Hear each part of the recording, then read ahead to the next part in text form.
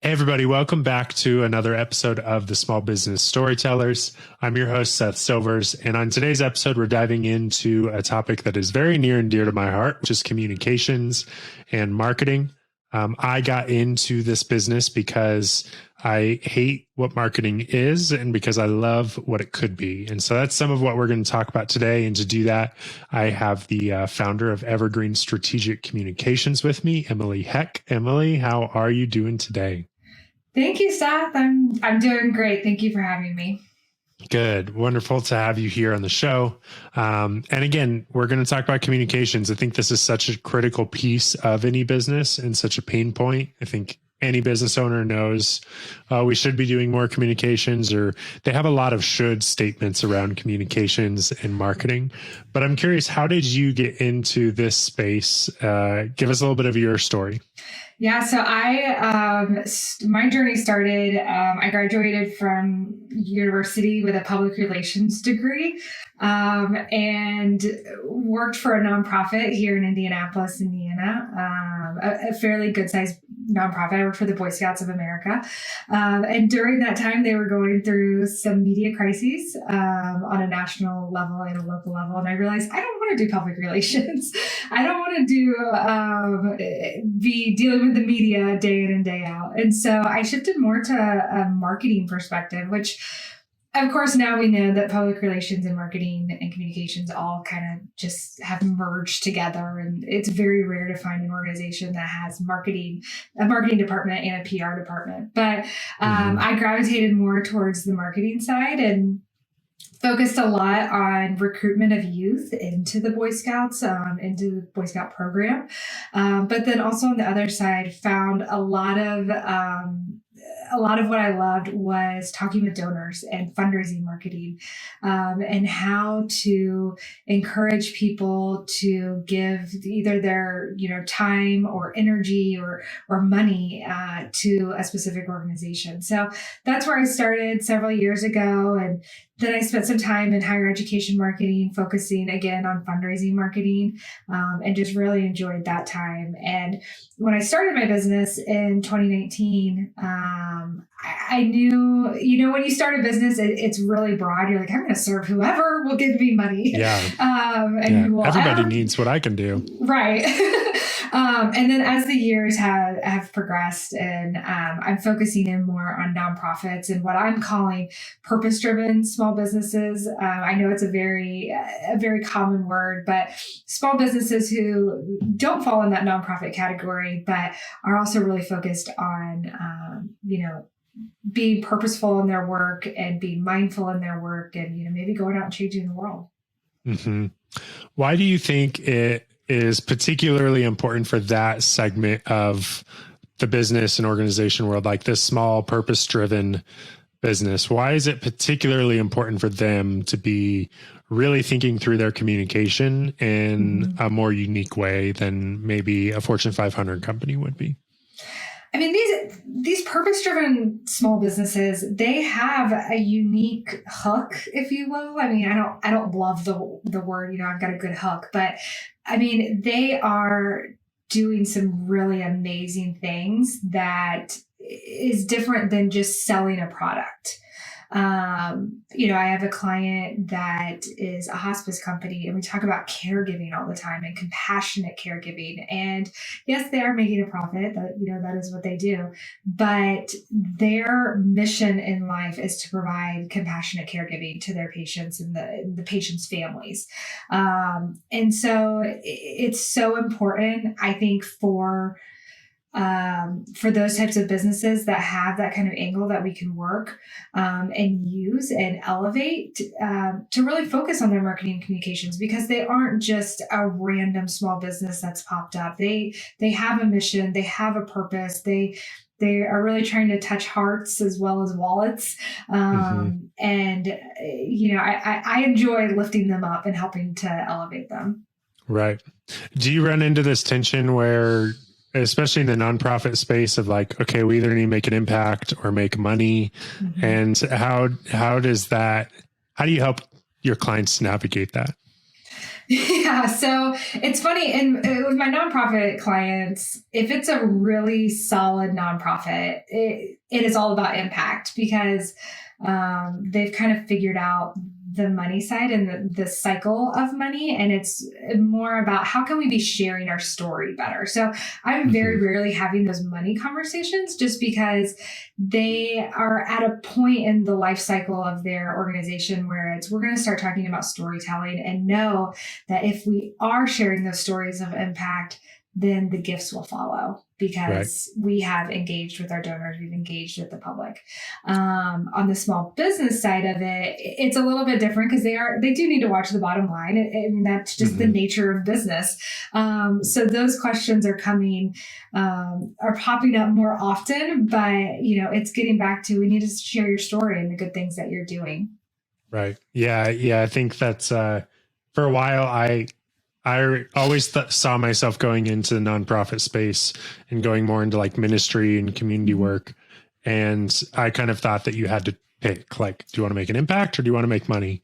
And it was a pretty big moment for me when like the line between like nonprofit or ministry work and business kind of evaporated. And when I realized like, well, my skill set lends more towards the business space.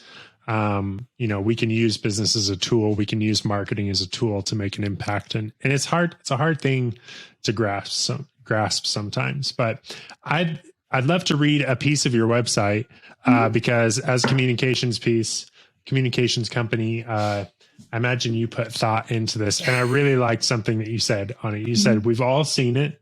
Brands shouting at their customers on social media or sending pointless newsletters. No one is paying attention or even cares.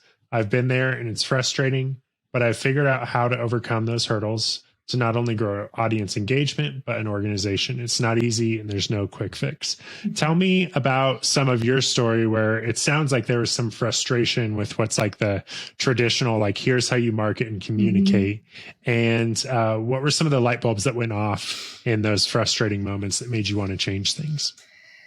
Yeah, I think I can remember, back early in my career, it was the dreaded monthly newsletter of, okay, we've got to get this email newsletter out.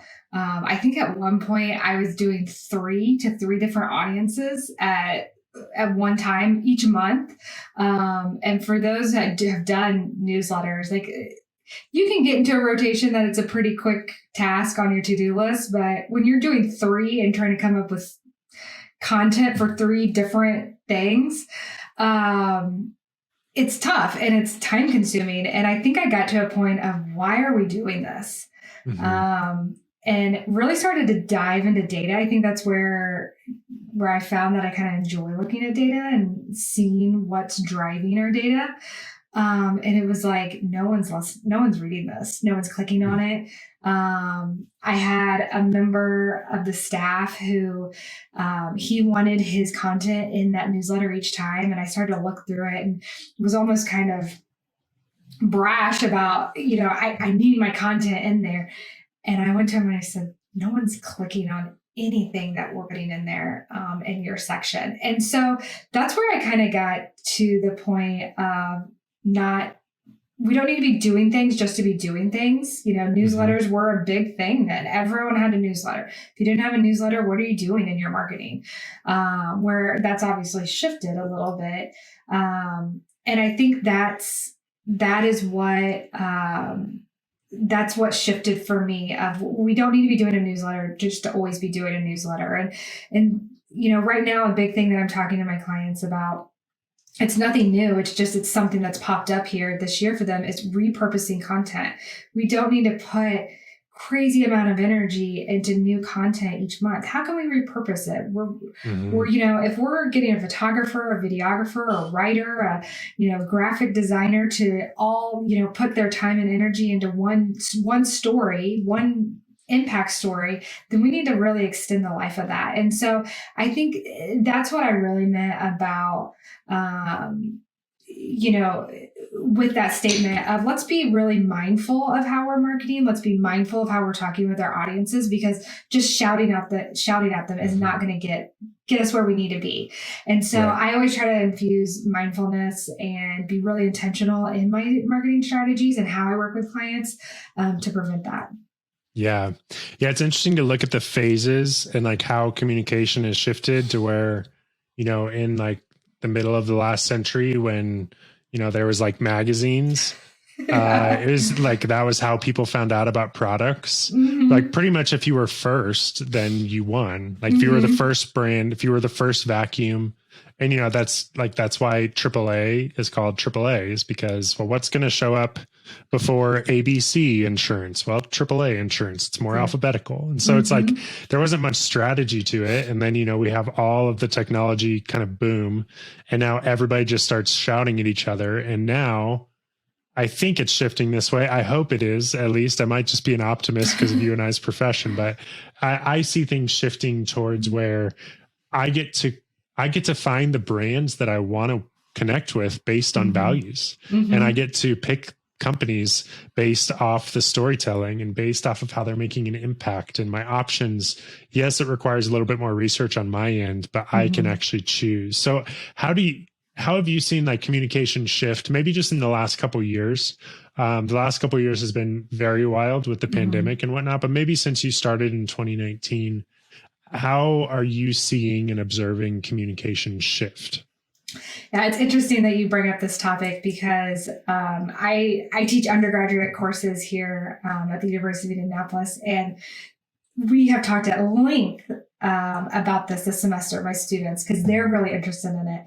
When we talk about brands, when I ask them to bring up brands of, just say an athletic apparel company, they're not bringing up the Nikes, the Under Armours, the big giants of the world. They're bringing up these smaller organizations that they may have come across on Instagram or TikTok or, whatever.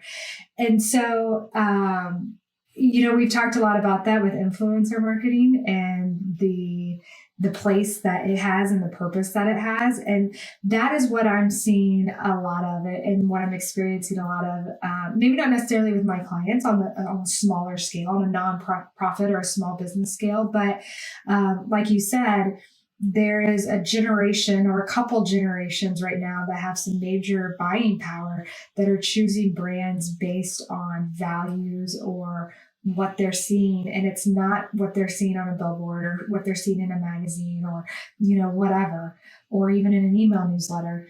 It's what they're seeing on social media and how they're connecting, or how are they connecting with the influencer that is promoting that product. And so it's a big topic on their mind. I mean, they're Gen Z. I'm a millennial. And so it's interesting that shift is happening. It'll be interesting to see how nonprofits and small business, they tend to be a few years behind the major trends. It'll be interesting in the next few years to see how our strategies, for those of us that are working with those organizations, how ours adjusts to that trend. Yeah, I think that's really well said. I'm curious to who some examples are that stand out for you, whether they're people there in Indianapolis that you love and businesses that we might not know about, or businesses that you're seeing on a larger scale, or nonprofits that you just think they're doing a really good job with communications and with marketing and with being authentic in how they communicate. Who are some that stand out to you? Yeah, that's a tough one for me, because when you think about it, I feel like my brain right now is a soup bowl of brands, and I'm having a hard time having one come up to the top of my mind. But there is one that my students, that it just keeps coming up in front of me, and that's athletic greens. I actually have not dove in to really figure out what they're all about, but my students have brought them up. My husband has brought them up to me. I've seen them come across on my own social media channels, and it's interesting because their strategy is very complex, I would say. So my husband's social media channels is obviously very different than my social media channels, which is very different than my Gen Z students' social media channels. But somehow they're integrating themselves into all of those audiences and they're being well received, which is very different. I mean, how can me at 30 something well receive something that my 21-year-old college student also well received? And so I need to spend some time and actually dive in and look at their strategy a little bit more from an outside perspective. But they keep coming up on my radar, and they're definitely piquing my interest. Yeah, that's interesting. I've heard about them a lot through podcasting because they're a huge advertiser in the podcasting space. And I think that they've done a really good job of aligning with people that align with their product and then, sponsoring through them. So, I know off the top of my head, and these aren't even all podcasters I listen to regularly, but I know that Athletic Greens sponsors Tim Ferriss. I know they sponsor Joe Rogan. I know they sponsor a lot of these people that the lifestyle they're living are lifestyles that, a lot of people are like, okay, well, I want to be more like that person and they're doing it. And it's funny too, because they're often not, it's not the ads that I can recall. They're host read and they're not short. They're usually 2 to 3 minute long ads where this person's talking about their lifestyle and talking about what Athletic Greens is and also talking about, why it's valuable to them. And it's just so interesting because it's that's not going to fit in a Super Bowl commercial. Right. That's not how it works. So yeah, I think that's a really good example of somebody they've figured it out. They've connected well. Yeah. It's interesting. You and I can kind of nerd out on their marketing strategy and not even talk about the product part of it. It's wow, you guys are doing good stuff. I know. Yeah. I know their product is, I know it's twice as expensive as the green stuff that I get at Costco. Right. So, but they're still doing really, really well. Absolutely. So yeah, I think that's a good example. What about some of the clients that you're working with now? You mentioned, some of the nonprofit organizations. What are some clients that you feel really, really proud of your work, but also just that the work they're doing and how they're communicating it, probably partially because of your advice and your work is just something you love and you're excited about? Yeah, I have a few clients right now that we are working on setting up their marketing departments. And to me, this is the dream for me as a consultant is I want to get my clients, they hire an external consultant because it's not a good time to bring in or start a marketing department internally.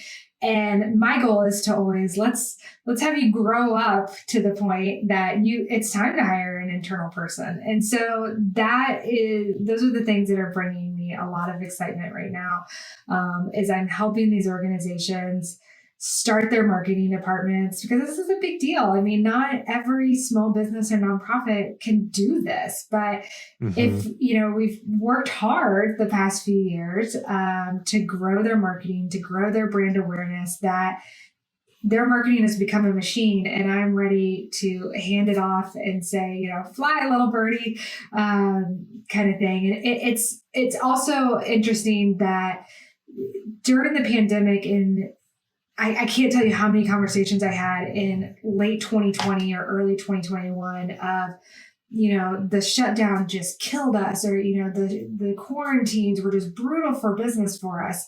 We've got to focus on marketing. And so myself or, colleagues that I work with are being brought in to start their marketing. And so we've been working on it for about a year now, and things are starting to click and starting to really move. And that's kind of what I talked about in that paragraph that you talked about on my website. It's not easy and it's not a quick fix. And it's nice here in 2022 as we're starting to see the fruits of those labors. Yeah. Yeah. I think that's really great. I'd love to dive into what maybe some recommendations are for these purpose-driven small businesses. And I'm throwing the nonprofits in there too. I think, as I've heard it said, every nonprofit usually needs to focus a little bit more on the business side, and every business probably needs to focus more on their impact side. We can all learn from each other. But for the purpose-driven small business, what are the non-negotiables or the really good opportunities? What are some like communication things that you think, if you're a purpose-driven small business, here's some things that you should be doing in, quarter one, quarter two of 2022, or planning to start implementing some of these things for marketing? Yeah. So whenever I meet with someone new, my first question is, how messy is your marketing? And this is more looking at operational of, let's get the operations part of your marketing figured out, because if your house is not clean, you're not going to be able to function how you should on a marketing level. So, what does your email data look like? Do you have the right people in your email platform? Are you collecting the right data? What are your website analytics looking like? Are you even collecting website analytics? Where are all the passwords to your social media platforms? Who has the keys to the kingdom there? And I can tell you that a lot of small businesses in particular don't know the answers to those questions. And so we try to get that figured out, because nothing is worse than, creating this beautiful marketing strategy. And it's like, well, who has access to Facebook Business Manager? Or where's Google Analytics set up? Or is it set up correctly on your website? And so that is something that I always recommend to people, whether they're working with me or not, of make sure your marketing isn't messy. Just get stuff cleaned up, figure out where things are, do an audit of what's going on. And then the other thing that I talk a lot about is, for small businesses, social media is so important to them, because that's how they get their information out. And a lot of them are saying, well, I just don't know what to post. What do I talk about on social media on a consistent basis? And so one thing that I recommend, just very, quick and easy, is come up with 3 pillars of content. Your purpose, why are you here? What is your mission? What are you doing on a day-to-day basis? And then add some fun or some personality into your social media. And if you develop content around those 3 pillars, then you can really start to develop some content that is more consistent. And it's easy. You're not diving into a huge social media strategy, but it at least gives you a good place to start. And then just a third one is, let's figure out some email. I don't love monthly newsletters, as I talked about before, but I think there still is a place for an email newsletter in some organizations. I say not all, but let's focus on social media, do some quick wins there, and then also focus on some email. Let's figure out how we can start talking to people a little bit better. Right.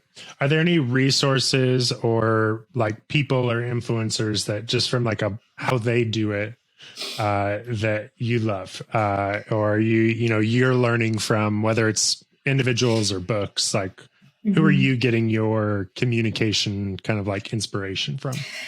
I am a big follower on social media, and I just follow a crazy amount of accounts, and honestly, no one is, elevating in my mind of a specific person, but I do what I preach to my small businesses is just start following people and figuring out what you like and what you don't like on a variety of platforms. Don't just focus on one.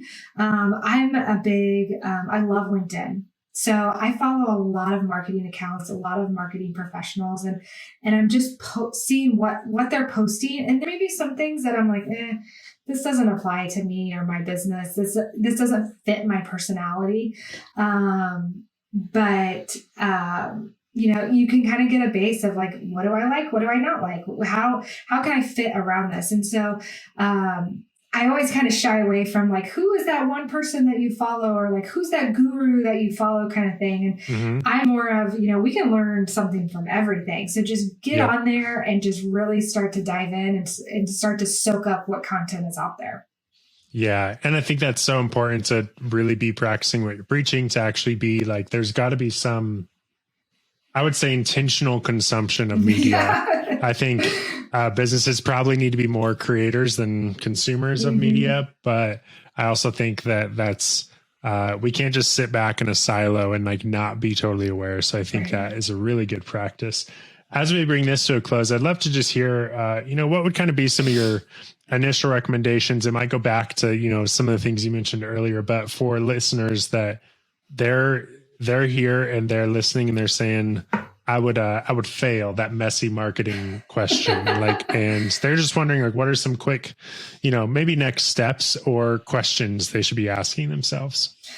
When it comes to messy marketing, if you're sitting there thinking, oh gosh, I don't know, I would just start an audit of where you're at. And that step one is, where's all the passwords? Where are the logins? Who has access to stuff? Is it, 3 employees ago has access to your Facebook Business Manager or your Instagram account or whatever? And that is always number one place to start, because you won't believe the amount of time that is spent just trying to find that password. So that's a quick and easy win. And then, from an email side, I'm always saying, let's look at the audience. Are we talking to the right people? What does your mailing list look like? And just start looking at your email list, because a lot of times you could probably recognize who. I mean, you know your customers. Just look and see who is on that list, and start looking at how they're engaging. Are they clicking on things? Are they not clicking on things? And are they opening it? And so, when it comes to messy marketing, it's not so much about, I'm going to fix this or I'm going to change something. It's just start to get a lay of the land and start to look. If you've got 5 minutes, dive into your MailChimp or your Constant Contact or whatever, and start looking at your data and kind of getting it figured out.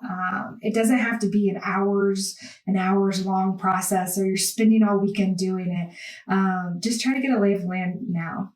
Mm-hmm. Yeah, I think that's really good advice, because it can be so easy to get overwhelmed with all the things that we should be doing. And it's just understand your current situation before you do anything else. So I think that's really good advice.